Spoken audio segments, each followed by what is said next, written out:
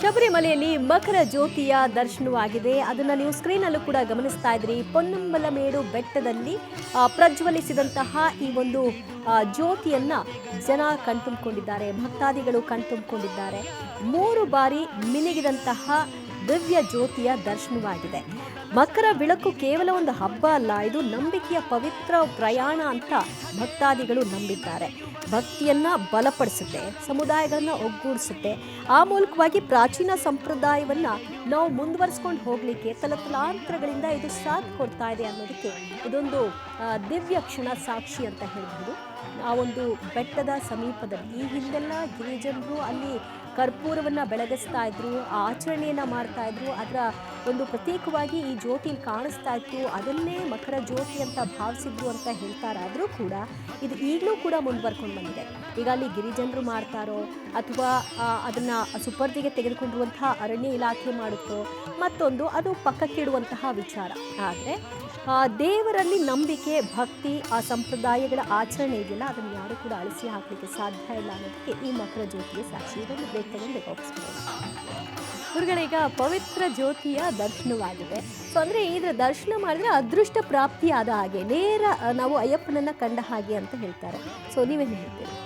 ಮುಖ್ಯವಾಗಿ ಹೌದು. ಇವತ್ತು ನಾವೆಲ್ಲರೂ ಕೂಡ ಬಂದಿರತಕ್ಕಂಥದ್ದು ಭಗವದ್ ಆಜ್ಞೇಯ, ಹೌದಲ್ವಾ? ಹಾಗಾಗಿ ಮೂಲ ನಂಬಿಕೆ ಅಂತಕ್ಕಂಥದ್ದು ಇದೆಯಲ್ಲ, ಅದನ್ನು ಯಾರೂ ಕೂಡ ಅಳಿಸಿ ಹಾಕ್ಲಿಕ್ಕೆ ಸಾಧ್ಯ ಇಲ್ಲ. ಯಾಕೆಂದರೆ ಈ ಮಕರ ಜ್ಯೋತಿಯ ವಿಚಾರವನ್ನು ತಗೊಂಡಾಗ ಈಗ ತಾನೇ ನೀವು ಹೇಳಿದ್ರಿ, ಯಾರೋ ಅದನ್ನು ಉದ್ದೇಶಪೂರ್ವಕವಾಗಿ ಮಾಡ್ತಾರೆ, ಅದು ಮಾಡ್ತಾರೋ ಬಿಡ್ತಾರೋ, ಅದು ಭಗವದಾಜ್ಞೆಯ ಅಂದಿನ ಕಾಲದಿಂದಾನೂ ಕೂಡ ನಡ್ಕೊಂಡು ಬಂದಿತ್ತು. ಇವತ್ತು ತಿರುವಣ್ಣಾಮಲೆಯಲ್ಲೂ ಕೂಡ ದೀಪ ಇಡ್ತಾರೆ. ಯಾಕೆ ಇಡ್ತಾರೆ? ಹೌದಲ್ವಾ? ಅದಕ್ಕೋಸ್ಕರನೇ ಅಜ್ಯೋತಿ ಅಂದರೆ ಬೆಳಕು. ಅಂದರೆ ನಮ್ಮಲ್ಲಿ ಇರ್ತಕ್ಕಂಥ ಅಜ್ಞಾನ ತೊಲಗಿ ಸುಜ್ಞಾನ ಅಂತಕ್ಕಂಥದ್ದು ಪ್ರಾಪ್ತಿಯಾಗತ್ತೆ ಅಂತಕ್ಕಂಥದ್ದು ಭಕ್ತರ ನಂಬಿಕೆ. ಆ ನಂಬಿಕೆಯನ್ನು ಆ ಹರಿಹರ ಪುತ್ರ ಇವತ್ತು ಕೂಡ ನೆರವೇರಿಸಿರ್ತಕ್ಕಂಥ ಉದಾಹರಣೆಗಳು ಭಾಳಷ್ಟು ಇದೆ. ಹಾಗಾಗಿ ದಿನೇ ದಿನೇ ಅಯ್ಯಪ್ಪ ಭಕ್ತರು ಯಥೇಚ್ಛವಾಗಿ ಹೋಗೋಕ್ಕೆ ಶುರು ಮಾಡಿದ್ದಾರೆ. ಆದರೆ ಅಯ್ಯಪ್ಪ ಭಕ್ತರಲ್ಲಿ ನಾನು ಹೇಳೋದು ಏನಪ್ಪ ಅಂತಂದರೆ, ಆತ್ಮಶುದ್ಧಿಯಿಂದ, ಏಕಾಗ್ರತೆಯಿಂದ ವ್ರತವನ್ನು ಹಿಡಿದು ಹೋಗ್ತಕ್ಕಂಥ ಕೆಲಸವನ್ನು ಮಾಡಿ. 1 ದಿನ 2 ದಿನಕ್ಕೆಲ್ಲ ಹೋಗಿ ಇಲ್ಲದೇ ಇರತಕ್ಕಂಥ ಸಮಸ್ಯೆಗಳನ್ನು ಕ್ರಿಯೇಟ್ ಮಾಡುವುದು ಬೇಡ. ಯಾಕೆಂತಂದರೆ ನಾವು ಧರ್ಮೋ ರಕ್ಷಿತ ಅಂತ ನಾವು ಹೇಳ್ತೀವಿ. ಆ ಧರ್ಮದ ಒಂದು ಶಾಲೆ ಅದು. ಆ ಧರ್ಮಶಾಲೆಯನ್ನು ನಾವು ಉಳಿಸೋದು ನಿಮ್ಮೆಲ್ಲರ ಕರ್ತವ್ಯ, ಹೌದಲ್ವಾ? ಅಲ್ಲಿ ಗಲೀಜು ಮಾಡುವುದಾಗಲಿ. ಯಾಕೆಂದರೆ ಕಣದಲ್ಲೂ ಅಯ್ಯಪ್ಪನಿದ್ದಾನೆ ಅಂತ ಹೇಳುತ್ತೆ. ಇದೆಲ್ಲ ಪದೇ ಹೇಳಿಸ್ಕೊಳ್ಳೋದಲ್ಲ, ಅದೆಲ್ಲ ಅವ್ರಿಗೆ ಬರಬೇಕು ವಿಚಾರ. ಸರಿ, ಇವಾಗ ನಾವು ಮಕರ ಜ್ಯೋತಿ ನೋಡಿ ಆಯ್ತಲ್ಲ, ಈಗ ನೆಕ್ಸ್ಟ್ ಈಗ ದ್ವಾರವನ್ನು ಓಪನ್ ಮಾಡ್ತಾರಾ? ಹೌದು. ಷೋಡಶ ಉಪಚಾರ ಪೂಜೆ ಏಕಾಂತದಲ್ಲಿ ಮಾಡ್ತಾರೆ. ಏಕಾಂತದಲ್ಲಿ ಬಾಗಿಲು ಹಾಕಿ ಷೋಡಶ ಉಪಚಾರವನ್ನು ಮಾಡ್ತಾರೆ. ಷೋಡಶ ಉಪಚಾರ ಅಂದರೆ ಅರ್ಘ್ಯ, ಪಾದ್ಯ, ಆಚಮನೀಯ, ಆಯ್ತಾ? ಸ್ನಾನ, ವಸ್ತ್ರ, ಆಭರಣ, ಉಪವೀತ, ಹರಿದ್ರ, ಕುಂಕುಮ, ಜೊತೆಗೆ ಧೂಪ, ದೀಪ, ನೈವೇದ್ಯ, ಆಮೇಲೆ ಮಹಾಮಂಗಳಾರತಿಗೆ ಬಾಗಿಲನ್ನು ತೆಗಿತಕ್ಕಂಥದ್ದು. ಆ ಮಹಾಮಂಗಳಾರತಿಯಲ್ಲೂ ಕೂಡ ಏಕಾರತಿ ಅವೆಲ್ಲವೂ ಕೂಡ ಒಳಗಡೆ ಆಗೋಗುತ್ತೆ. ಆಮೇಲೆ ಅದು ರಥಾರತಿ ಅಂತ ಬರುತ್ತೆ. ಸ್ಟೆಪ್ ಇರುತ್ತಲ್ಲ, ನೋಡಿರ್ತೀರಲ್ವಾ? ರಥ ಅಂದ್ರೆ ರಥದ ರೀತಿ ಒಂದು ಆರತಿ ಬರುತ್ತೆ. ಕೆಳಗಡೆ ದೊಡ್ಡದಾಗಿರುತ್ತೆ, ಮೇಲ್ಗಡೆ ಹೋಗ್ತಾ ಸಣ್ಣ ಚಿಕ್ಕದಾಗಿರುತ್ತೆ.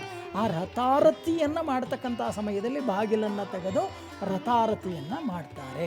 ಅದು ಅಲ್ಲಿಗೆ ಮಕರ ಬೆಳಕು, ಮಕರ ರಥಾರತಿಯನ್ನ ಎಲ್ಲ ಭಕ್ತಾದಿಗಳು ಕಣ್ತುಂಬ್ಕೋಬಹುದು. ಖಂಡಿತವಾಗಿ. ಆದ್ರೆ ಅಲ್ಲಿ ಯಾಕಂದ್ರೆ 18 ಮೆಟ್ಲು ಹತ್ತು ಹೋದ್ಮೇಲೆ ಅಲ್ವಾ ನಮ್ಗೆ ಸಿಗೋದು. ಖಂಡಿತ ಹೌದು. ಅಲ್ಲೂ ಕೂಡ ಬಹಳಷ್ಟು ಜನಗಳಿಗೆ ತೋರಿಸ್ತಕ್ಕಂಥ ಕೆಲಸವನ್ನ ಆಡಳಿತ ಮಂಡಳಿ ಮಾಡಿದೆ ಅಂತ ನಾನು ಅನ್ಕೋತೀನಿ. ಯಾಕೆಂತಂದ್ರೆ ಲಕ್ಷಾಂತರ ಜನ ಬರ್ತಕ್ಕಂಥ ಭಕ್ತರ ಸ್ಥಳದಲ್ಲಿ ಹೇಗೆ ನಮ್ಮ ಪಬ್ಲಿಕ್ ಟಿವಿಯ ಮುಖಾಂತರ ಜ್ಯೋತಿಯನ್ನು ಲಕ್ಷಾಂತರ ಜನ, ಕೋಟ್ಯಾಂತರ ಜನ ದೇಶ ವಿದೇಶಗಳಲ್ಲಿ ಕೂತು ನೋಡಿರ್ತಕ್ಕಂಥ ಅವರ ಭಾಗ್ಯ ಅದು, ಹೌದಲ್ವಾ? ಹಾಗೆ ಅಲ್ಲೇನಾಗುತ್ತೆ, ಅಲ್ಲೂ ಕೂಡ ವ್ಯವಸ್ಥೆ ಮಾಡಿರ್ತಾರೆ. ಏನೋ ಒಂದು ಮಾನಿಟರ್ ವ್ಯವಸ್ಥೆಯೋ ಇಲ್ಲ ಬೇರೆ ಏನೋ ಒಂದು ವ್ಯವಸ್ಥೆ, ಒಳಗಡೆ ಆರತಿ ಆಗ್ತಕ್ಕಂಥ ಅಲಂಕಾರಗೊಂಡಂತಹ ಮೂರ್ತಿಯನ್ನು ವರ್ಷಕ್ಕೊಂದ್ಸರಿ ಮಾತ್ರನೇ ನೋಡಕ್ಕಾಗಲ್ಲ. ಖಂಡಿತವಾಗಿ ಹೌದು.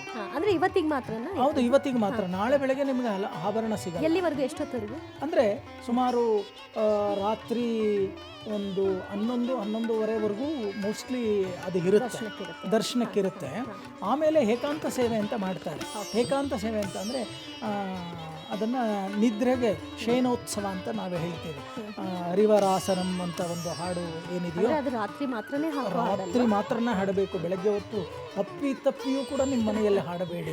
ಯಾಕೆಂತಂದ್ರೆ ನಿಮ್ಮ ಮನೆಯಲ್ಲೇ ಇರೋರೆಲ್ಲ ಮಲ್ಕೊಂಡ್ಬಿಟ್ಟಿರ್ತಾರೆ ಆಮೇಲೆ, ಆಯ್ತಾ. ಅದು ರಾತ್ರಿ ದೇವರನ್ನ ಮಲಗಿಸ್ತಕ್ಕಂಥ ಸಮಯದಲ್ಲಿ ಹರಿವರಾಸನಂ ಅಂತ ಅನ್ನೋದು ಆ ಸಂಗೀತ ಏನಿದೆಯೋ ಅದರಲ್ಲಿ ಹೇಳಿ ದೇವರನ್ನ ಮಲಗಿಸ್ತಾರೆ. ಅಲ್ಲಿಯವರೆಗೂ ಈ ಆಭರಣದ ದರ್ಶನವನ್ನ ಭಕ್ತರು ಯಾರ್ಯಾರಿಗೆ ಅದೃಷ್ಟ ಇದೆಯೋ ಅವರ ದರ್ಶನವನ್ನ ಮಾಡಬಹುದು. ಅದಕ್ಕೋಸ್ಕರನೇ ಮಕರ ಜ್ಯೋತಿಗೆ ಹೋಗ್ಬೇಕು, ನಮ್ಮಲ್ಲಿ ಇರ್ತಕ್ಕಂಥ ಅಜ್ಞಾನ ಹೋಗಬೇಕು, ಸುಜ್ಞಾನ ಬರಬೇಕು, ಒಳ್ಳೆ ಜ್ಞಾನ ಬರಬೇಕು, ಒಳ್ಳೆಯ ವಾಕ್ಚಾತುರ್ಯ ಬರಬೇಕು, ಒಳ್ಳೆಯ ಅನುಕೂಲಗಳು ಬರಬೇಕು ಅಂತ ಆ ಭಕ್ತರ ಆಸೆ ಪಟ್ಟು ಮಕರ ಜ್ಯೋತಿಗೆ ವ್ರತವನ್ನ ಹಿಡಿದು ಹೋಗ್ತಕ್ಕಂಥ ಉದ್ದೇಶ ಅಷ್ಟೇ. ಕಳೆದ ಬಾರಿಯ ಸಂಕ್ರಾಂತಿಯ ಸಂದರ್ಭ ಅದಾದ ನಂತರದಲ್ಲಾದಂತಹ ಬೆಳವಣಿಗೆಗಳು ಈ ವರ್ಷ ಆಗದೇ ಇರಲಿ ಅಂತ ನೀವು ಭಾವಿಸೋಣ. ಧನ್ಯವಾದಗಳು ಗುರುಗಳೇ, ಇಷ್ಟೊತ್ತು ನಮಗೆ ಮಕರ ಜ್ಯೋತಿಯ ಬಗ್ಗೆ ತಿಳಿಸ್ಕೊಟ್ಟಿದ್ದೀವಿ. ಅಯ್ಯಪ್ಪನ ಭಕ್ತರಿಗೆಲ್ಲರಿಗೂ ಕೂಡ ಅಯ್ಯಪ್ಪನ ಅನುಗ್ರಹ ಪ್ರಾಪ್ತಿಯಾಗಲಿ. ಜ್ಯೋತಿಯ ದರ್ಶನವನ್ನು ಮಾಡಿರ್ತಕ್ಕಂಥವರೆಲ್ಲರಿಗೂ ಕೂಡ ದೀಪದಿಂದ ದೀಪವನ್ನು ಹಚ್ಚತಕ್ಕಂಥ ಬುದ್ಧಿಶಕ್ತಿಯನ್ನು ಅಯ್ಯಪ್ಪ ಕೊಡಲಿ ಅಂತ ಅಯ್ಯಪ್ಪನನ್ನು ಪ್ರಾರ್ಥನೆ ಮಾಡಿ. ಎಸ್ ವೀಕ್ಷಕರೇ, ಪಂದಳನ ಕಂದನನ್ನು ನೋಡಿ ಎಲ್ಲರೂ ಕೂಡ ಪುನೀತರಾಗಿದ್ದೀರಿ. ಎಲ್ರಿಗೂ ಒಳ್ಳೆಯದಾಗಲಿ. ಮತ್ತೊಮ್ಮೆ ಮಕರ ಸಂಕ್ರಾಂತಿ ಹಬ್ಬದ ಹಾರ್ದಿಕ ಶುಭಾಶಯಗಳು.